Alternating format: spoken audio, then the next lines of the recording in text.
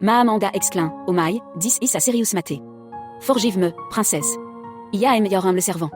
Nigar déclaré, you want to free my mother, but I fear that because he stand against Jalal, you, who nursed him, will take his side. Mahamanda réassurait her, you're mistaken. My loyalty lies with a Mughal empire. If Emperor Humayun wished for you to rule, you will get your rightful share. We will assist you fully. Mahamanda dit, bien joué, Shahnaz. Tu as enfin admis que tu n'es pas folle. Maintenant, dis-nous vite qui tu es et ce que tu veux. Pourquoi es-tu ici? Shahnaz répond, d'abord, dis-moi pourquoi vous me suivez. Mahamanda explique, une fille qui échappe aux gardes et quitte le palais devait être surveillée. En tant que ministre du sultanat moghol, je devais savoir où tu allais. Maintenant, dis-moi, pourquoi as-tu quitté le palais? Shahnaz répond, je suis partie chercher ma mère et j'ai découvert que Jalal l'a emprisonnée. Je sais où elle est, et j'y suis même allée. Mahamanda pense, alors, elle est Nigar, la fille de Shambegom. Elle croit que Jalal a emprisonné sa mère. Intéressant. Mahamanda questionne, nous ne sommes pas convaincus. Pourquoi Jalal emprisonnerait-il ta mère? Quelle rancune aurait-il contre elle? Shahnaz rétorque fermement, c'est la vérité. Mahamanda tente de l'apaiser, assieds-toi, enfant, et dis-moi, qui est ta mère? Nigar révèle, je suis la fille de Shambegom. Je ne mens pas, Mahamanda réfléchit, elle a donc déjà rencontré Shambegom. Mahamanda demande, où Jalal l'a-t-il emprisonné? Nigar répond, il y a une prison cachée en dehors du palais, un lieu secret. J'y suis allée et j'ai marqué le chemin, mais tous les repères ont disparu. J'ai perdu la trace de ma mère à cause de Jalal. Mahamanda réplique, il semble que tu te trompes. Pourquoi Jalal emprisonnerait-il ta mère? Quel conflit aurait-il avec elle? Nigar insiste, parce que je suis un obstacle pour lui. Ma mère, Shambegom, était l'épouse du défunt empereur Humayun, et je suis leur fille. Humayun lui a confié une lettre et une carte au trésor, qui détient la clé du contrôle de l'empire moghol. Jalal a effacé toute trace de ma mère pour éviter que l'empire ne soit partagé avec moi. Mahamanda s'exclame, oh mon Dieu, c'est une affaire sérieuse. Pardonne-moi, princesse. Je suis ton humble servante. Nigar déclare, je veux libérer ma mère, mais je crains qu'en m'opposant à Jalal, toi qui l'as élevée, tu prennes son parti. Mahamanda la rassure, tu te trompes. Ma loyauté est envers l'empire moghol. Si l'empereur Humayun souhaitait que tu gouvernes, tu auras ta part légitime. Nous t'aiderons entièrement. Mahamanda pense silencieusement, le destin nous a remis la clé du trésor de l'empire. Pendant ce temps, les servantes du palais expriment leur déception, en disant, seules 3 femmes spéciales participeront au Mena Bazar, et nous avons été privés de cette chance. Ruqayya entend cela et demande, que se passe-t-il? Pourquoi avez-vous toute l'air si abattue? L'une des servantes explique, l'empereur a ordonné la tenue du Mena Bazar, et c'était notre seule chance de gagner sa faveur, mais nous l'avons perdue. Ruqayya répond, qui a dit que vous ne pouviez pas participer? Vous ne pouvez tout simplement pas concourir. Je promets de vous inclure dans le choix du cadeau pour l'empereur, et bientôt nous organiserons un autre Mena Bazar pour vous toutes.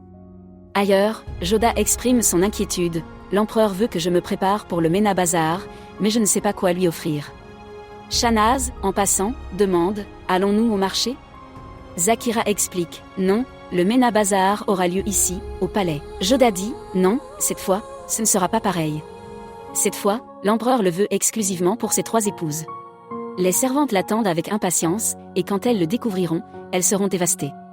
Je dois parler à l'empereur. Nigar dit, tu aurais dû dire non.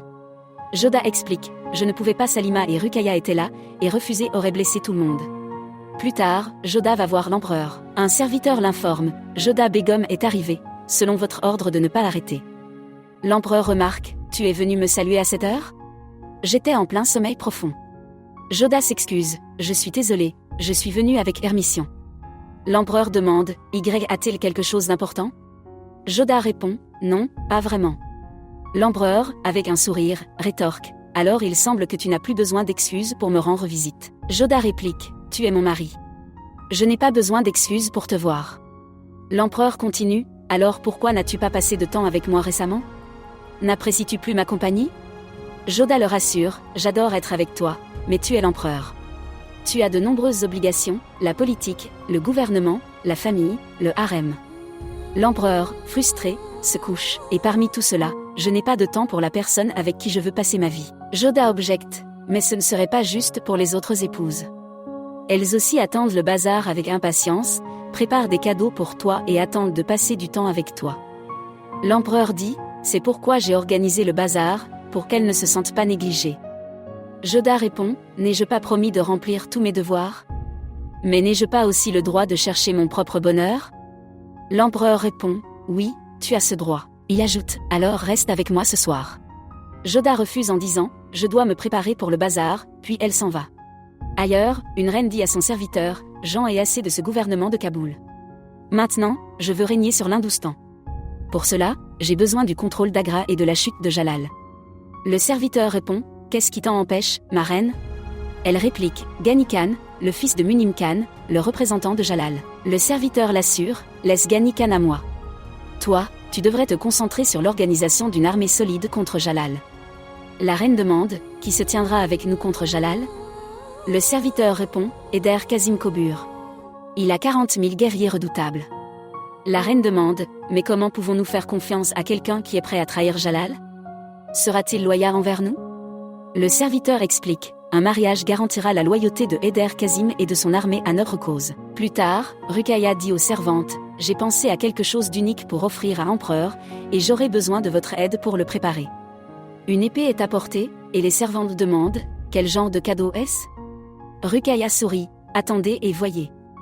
Pendant ce temps, Joda, toujours en train de réfléchir à son cadeau, dit à Moti, je ne trouve rien de suffisamment spécial. Salema Begum conseille, nous réfléchissons encore aussi. Nous voulons offrir quelque chose de mémorable à l'empereur, quelque chose qui vienne du cœur. Elle ajoute, je veux que Joda Begum gagne cette compétition. Moti rassure Joda, tu gagneras encore cette fois. Fais quelque chose rempli d'amour qui fera fondre le cœur de l'empereur.